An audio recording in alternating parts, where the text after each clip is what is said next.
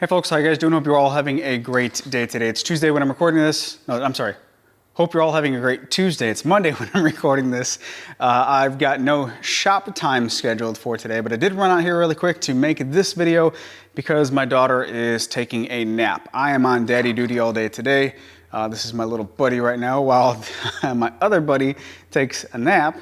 And Nanny called in sick, which is fine, totally fine. I don't work when I'm sick. I don't want anyone else to work when they're sick. So just a daddy-daughter day, which has so far been pretty cool. Also, we went and visited my wife at lunch while she was on her lunch break, so that was a really cool thing. That's one of the greatest benefits of working for myself is I can randomly eat lunch with my wife. And like, for example, today, take our daughter. It's just so cool. It makes the weekdays kind of seem a little bit more like weekends. Anyway, life is great. Except my eyeball right there. You see that? I think I poked my eye when I'm sleeping. I keep poking myself or something getting in my eye. And anyway, I think I'm gonna have to stop wearing contacts and start wearing glasses again. Me.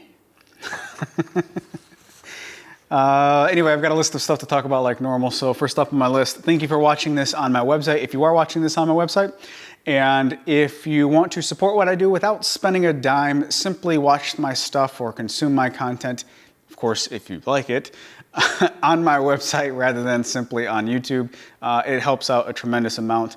YouTube hardly pays anything as far as advertiser revenue goes, but my website is much more concentrated as far as revenue. So thank you very much if you want to support what I do without spending a dime and you're watching this on my website. I very much appreciate it.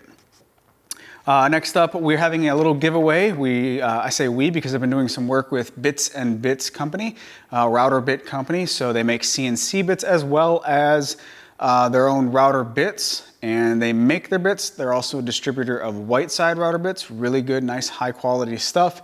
Everything that I've used from them has been high quality stuff. They also dip or coat, I'm sorry, I think coating is the correct term. They coat their bits in an Astra coating, which reduces friction and prolongs the life of the bit. So for just a couple dollars more, you get a much more long-term bit. The lifespan of the bit is increased much more. Yeah, I went blank there. Anyway, we're doing the giveaway. This time we're doing, for the month of October, 4 router bits. It's a set of round over bits, all 1/4-inch shank, all coated with the Astra coating, and really good quality set of bits. Unfortunately, it's USA only. Sorry, don't hate me. Hate your local governments that restrict this type of stuff. Anyway, if you're interested, go to jayscustomcreations.com/giveaway.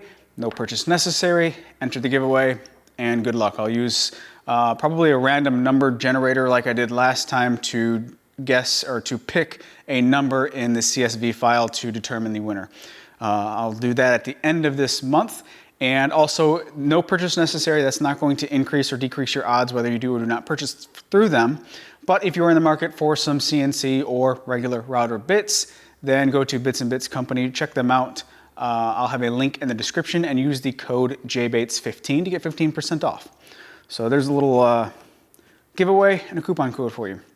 Also, next up on the list, Tim Hall puzzle. So I've been in communication with this gentleman named Tim Hall, really cool guy, and he sent me a puzzle a few years back it's a geometric puzzle that was such a mind bender for me to actually get it to fit together. And since then he sent me a second version with a different pattern, and now a third version with a different pattern. And I think these are great because this is one of those awesome things to, well, first off, if you like puzzles, it's a great puzzle, like I do.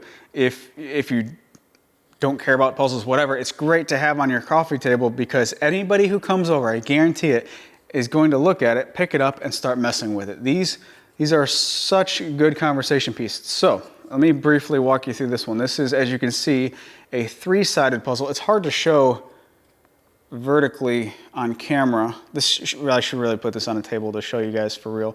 But all these pieces, as you can see, I did not solve it because there's a gap right here and this was sticking out. But there's different geometric there's 3 different dimensions here, right? 3 different directions. And all the pieces are cut in those 3 different directions, and you got to get it to fit so it's flat on all sides, and I haven't gotten this one solved yet. So all 3 of the puzzles that he sent me are different, and this one's still kicking my butt. You always get like one really close to fitting, and then it's, you know, obviously it doesn't fit. Anyway, these are really cool puzzles, and I bring this up for 2 reasons. Number one, this is the base of it, right? So you can see the 3 different directions. I bring this up for 2 reasons. Number one, it is Christmas season coming up, gift season. So if you're interested in purchasing a gift for somebody, or maybe for your own house, you can look into one of these. I have absolutely nothing to gain or lose whether you do it or not buy from Mr. Tim here to buy one of these, but I do recommend them. They're great. And then the second reason I bring that up is because he does sell them. He's got a couple on his website for sale, and if you're interested, I'll have a link down in the description where you can check them out. Definitely a good product, and you support another fellow craftsman, which is great. Let's see, next up on the list is new garage doors. I don't know why, but I don't think I've ever shown you guys the garage doors. You've seen them in the, I'll just overlay an image or something. You've seen them in some of my videos since they've been installed. Each one of the doors has 2 long horizontal windows. Both doors are insulated with an R value of 10.5. I think that sounds right. Could have that wrong, 10.5 or 12. I'm thinking 10.5. Anyway, they are insulated. The windows are, I think, dual pane insulated windows. Oh man, I just went blank on that one. Anyway, they're working great. There's weather stripping around the doors to stop any type of draft. Since they've been installed, the sun beats on them in the morning just like the other ones did, just like it did on the other doors, except you don't have that radiant baking heat if you go by the door. Now, everything is nice and even in the shop. That was the biggest weak link as far as the final additions to the climate control here in the shop. So no matter where you go, as long as you're not obviously under the path of the mini split, no matter where you go, it's a nice even temperature. So those doors helped a tremendous amount. And the most important, one of the most important things is I can still open them up and interact and have free air from the outside, or fresh air from the outside. A lot of people said just put up a wall right there. You don't need a bunch of you don't need these massive doors in the shop. And no, I don't need them, but I want them because in Mississippi, we don't have a lot of really beautiful days.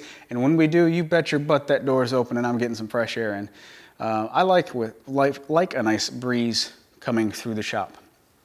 So garage doors, huge thumbs up. Let's see, drop social media. So I still have my social media accounts, obviously, but I deleted them off my phone. So now, in order for me to get on social media, I have to go to my computer. And occasionally, like it seems like once every 2 weeks or so, I'll install Instagram, check my DMs, reply if I need to, and then delete it off my phone. Simply because I've come to the realization that I've become addicted to my phone. That's what they make the apps to do. They make those apps to make you addicted. So you'll never put the darn thing down, sorry.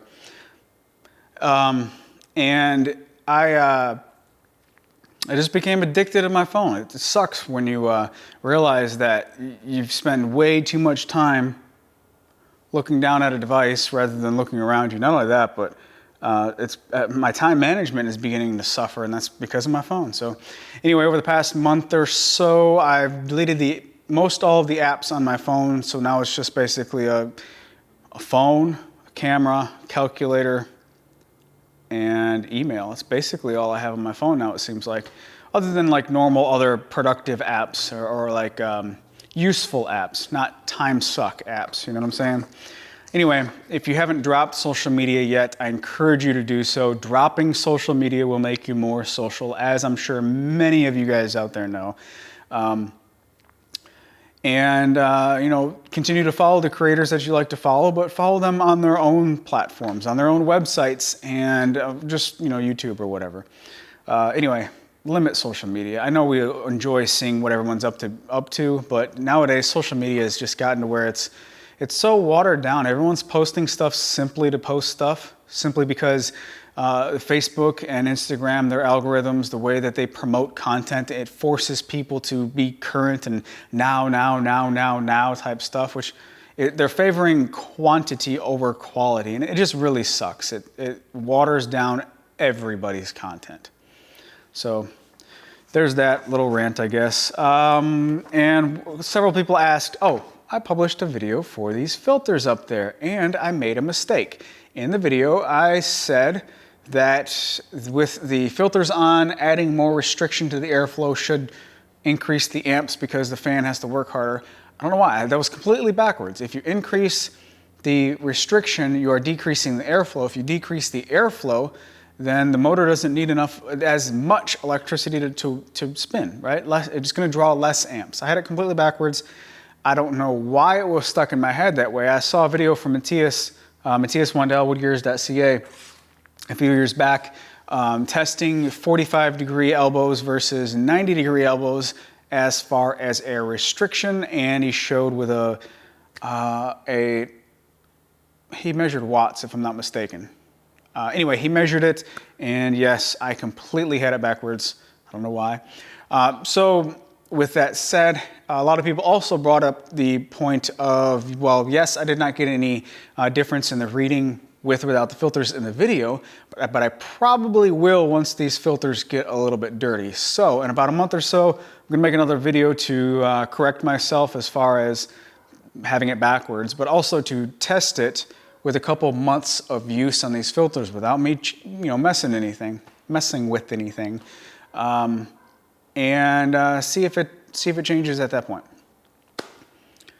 I don't know if it will. I don't know if you can hear the dog. It's not bad that the dog is barking. It's just distracting because I'm like a little distracted squirrel. Oh yeah, you see my eye right there, by the way? Did I mention that? I don't know what's up with my eye, but that keeps happening. I think I have to stop wearing contacts. Maybe I mentioned that, I don't know. I just got back from lunch. Had too much caffeine. What do I got going on? Oh, so I made a vice out of wengi, which is like wedgie with an N, wengi. I think so, I don't know. But you know what sucks about this? Like, this is beautiful, right? I've got shellac on it, so I need to knock the shellac down or sand it down once again and then just put like a satin finish on it, and it's just gonna look so good. That's way too shiny. I'm not a fan of shiny finishes. Gotta knock it back. Anyway, this is a wengi vice jaw. That's the front jaw, moccasin vice. Here's the rear jaw. You know what sucks? Let me show you something. Oh, it's gonna hurt me to just show you. Look at that, right there. Oh, that big old, oh, that chip out. Oh, I showed it to you again. Oh my gosh, that drives me nuts. Other than that, it's gonna be a beautiful moccasin vice. So this was just one that I made goofing off for a friend of mine. And the next time he visits, we're going to do some personalization with it on the CNC machine. But I'm also going to make another one out of babinga for here in the shop. It's gonna be funny, using a babinga moccasin vice on my pine workbench. That's gonna be fun.